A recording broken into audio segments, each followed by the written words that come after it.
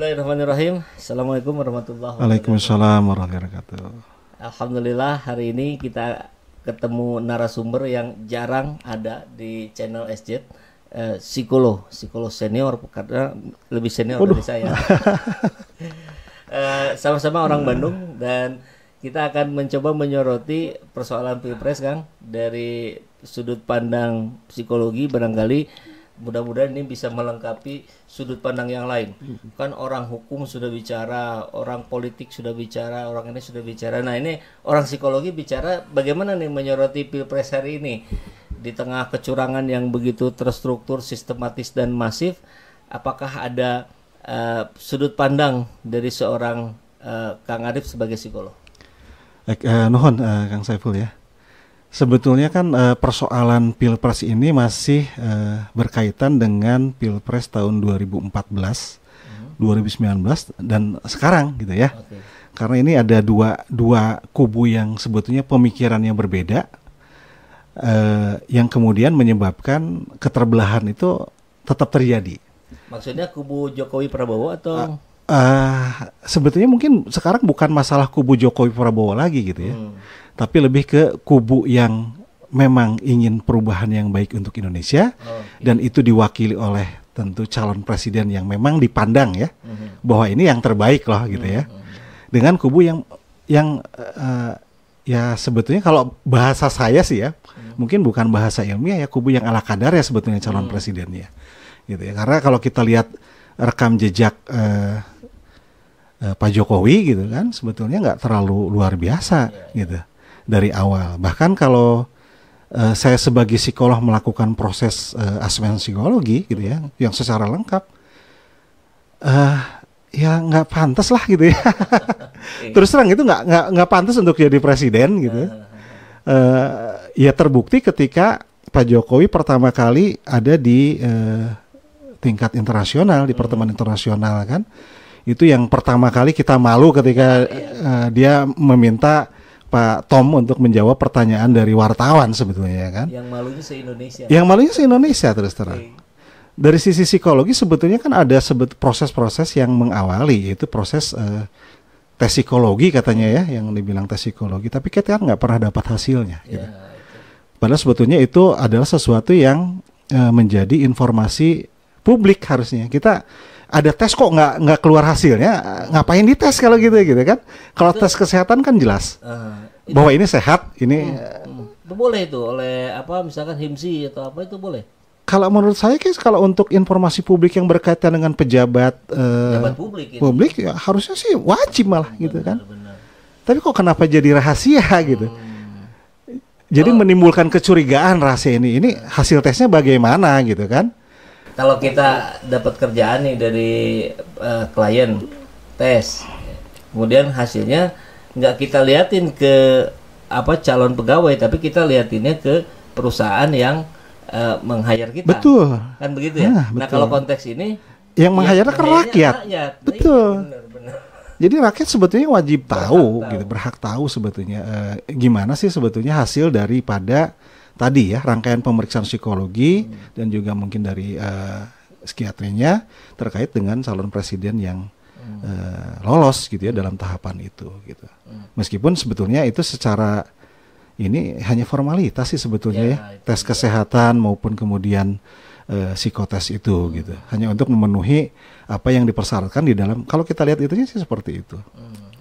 Nah, kalau kita kemudian masuk pada pelanjutnya, anaknya Pak Jokowi maksudnya, kan ini menjadi sebuah catatan yang oleh banyak pihak disebut ini sebetulnya Jokowi 3 periode. Ini sebetulnya perpanjangan jabatan hanya melalui tangan anaknya.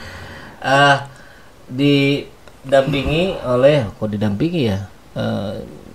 Prabowo Subianto sebagai calon presidennya. Dengan profil yang kemudian kita juga bisa lihat bagaimana pengendalian emosinya, bagaimana kalau Ibu Sri Mulyani mengatakan tidak menyebut nama Prabowo, tapi kita tahu semua arahnya ke sana, kurangnya data, tapi emosional gitu. Dan itu yang memang ditunjukkan di debat-debat capres. Nah, tapi ternyata kalau betul kan hasilnya kita menunggu real count. Kalau betul memang Prabowo menang dan menang dengan telak, artinya tidak ada manfaatnya sama sekali dong ya debat capres 5 kali itu untuk memberikan pendidikan politik pada rakyat. Ya jelas sebetulnya debat capres itu hanya tontonan yang menghibur aja sih sebetulnya, bukan proses edukasi. Dan yang menonton itu kan sebetulnya bukan rakyat kebanyakan gitu, tapi rakyat yang relatif terpelajar atau memiliki pendidikan yang cukup baik gitu ya. Dan itu jumlahnya minoritas. Jelas minoritas. RK sendiri kan bilang gitu ya. Jawa Barat nih, bukan Jawa Barat, se-Indonesia gitu ya. Bahwa pendidikan kita ini selama zaman SBY, kemudian Jokowi, perkembangannya sangat minim, bahwa itu kemudian menghasilkan masyarakat yang memiliki cerdas. Karena bicara politik juga enggak, mereka kerja aja sih sebetulnya gitu ya, aktivitas kerja, sekolah, tapi nggak pernah tuh di dalam masyarakat itu bicara tentang politik gitu ya. Beda dengan masyarakat dulu, meskipun tingkat pendidikannya nggak tinggi, tapi mereka bicara politik gitu ya, apalagi di Sunda misalnya ataupun di Sumatera Barat yang lebih menonjol, bahwa mereka terdidik gitu ya secara melalui pendidikan yang non formal untuk bisa memahami hal-hal yang berkaitan dengan politik gitu. Meskipun hari ini era media sosial begitu luar biasa, orang semua pegang handphone, orang semua pegang rasanya untuk hiburan aja itu. Nggak digunakan untuk proses edukasi, apalagi yang terkaitan dengan politik. Orang yang nggak minat politik ya nggak buka persoalan itu, hiburan-hiburan aja gitu. Nggak ada. Termasuk soal pilpres ini, masyarakat cuma ya udah siapapun yang jadi presidennya, toh saya mah begini-begini aja. Itu oleh karena itu makanya untuk bisa menjadi presiden, pendekatan ke masyarakat melalui pemberian itu menjadi sangat penting gitu ya. Terlebih bahwa dia posisinya adalah sebagai petahana gitu. Selain dikenal ini anaknya presiden gitu kan, juga ada bantuan tentu yang jumlahnya cukup besar. Uangnya tidak berseri gitu. Iya, saya tidak tahu kalau itu ya. Cuma yang jelas kan perkaitan dengan bansos juga itu sudah oleh beberapa aktivis dan juga mungkin orang yang berpikir lah bahwa itu tepat banget disalurkannya pada saat memang menjelang pilpres. Jagoan. Kalau begitu, Kang Arief, dalam pandangan Kang Arief nih kira-kira, kan kita tahu ya demokrasi ini pilpres bagian dari demokrasi itu pilpres itu prosesnya seperti ini. Apakah untuk hari ini Indonesia ini sebetulnya belum cocok kah gitu, karena orang tidak bisa kemudian membandingkan track record, prestasi dan segala macamnya hanya selesai oleh bansos seharga 200 ribuan gitu. Jangan-jangan kok saya jadi berpikir gitu, jangan-jangan Indonesia ini jangan ada pilpres ini. Kalau itu kembali ya sebetulnya pembentukan Undang-Undang Dasar 1945 itu melalui perdebatan yang sangat alot gitu ya. Itu pemikir-pemikir founding father kita memang luar biasa, sehingga menghasilkan tadi yang namanya Pancasila, kemudian Undang-Undang Dasar 1945 yang sebetulnya mengatur tata bernegara gitu.